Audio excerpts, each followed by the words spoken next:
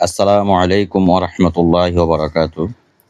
আজকে আপনাদের সামনে যে আমলটি নিয়ে আসছি, এই আমলটি হলো সাপ, বিচ্ছু ও কষ্টদায়ক প্রাণী থেকে বাঁচার প্রথম আমল। আউযু বিল্লাহি মিনাশ শাইতানির রাজীম। বিসমিল্লাহির রহমানির রহিম। أفأمن أهل القرى أن يأتيهم بأسنا بياتا وهم نائمون أو أمن أهل القرى أن يأتيهم بأسنا ضحى وهم يلعبون أفأمنوا مكر الله فلا يأمن مكر الله إلا القوم الخاسرون আল্লাহ তাআলা এই আয়াতে বলেন, এখনো কি এই জনপদের অধিবাসীরা এই ব্যাপারে নিশ্চিন্ত যে আমার আযাব তাদের উপর রাতের বেলায় এসে পড়বে, অথচ তখন তারা থাকবে ঘুমে অচেতন?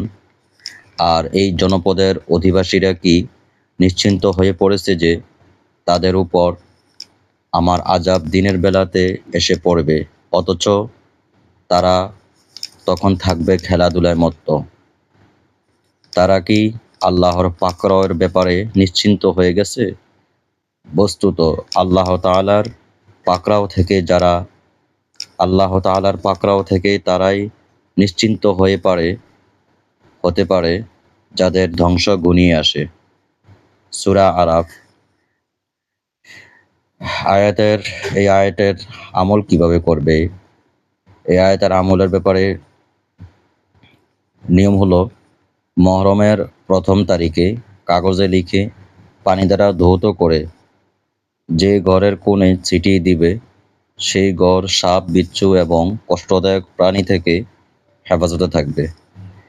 তো এই আয়াতের আমলটা আপনারা কিভাবে করবেন? এটা হলো কোরআন হাদিসের আমল, বিশেষ করে যে সমস্ত তাদবিরাতি রয়েছে বা রুকিয়ার বিষয়গুলি, অধিকাংশ আমলগুলি বিশেষ করে আরবি মাসের হিসাবে হয়ে থাকে।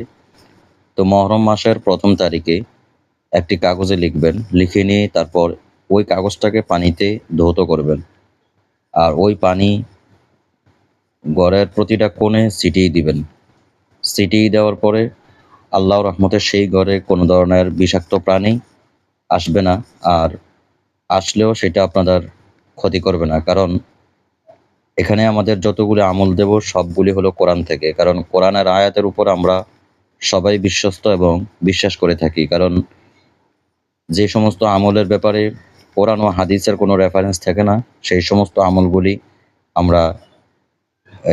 আমলগুলি থেকে বিরত থাকব। আর যে সমস্ত আমল রাসূলের সুন্নাহ এবং কোরআন থেকে আসে, সেটাকে অবশ্যই আমরা বিশ্বাস করব এবং সেটাকে গুরুত্ব সহকারে আমল করব। ইনশাআল্লাহ আল্লাহ তাআলা আমাদের হেফাজতকারী। আল্লাহ তাআলা আমাদেরকে হেফাজত করবেন ইনশাআল্লাহ।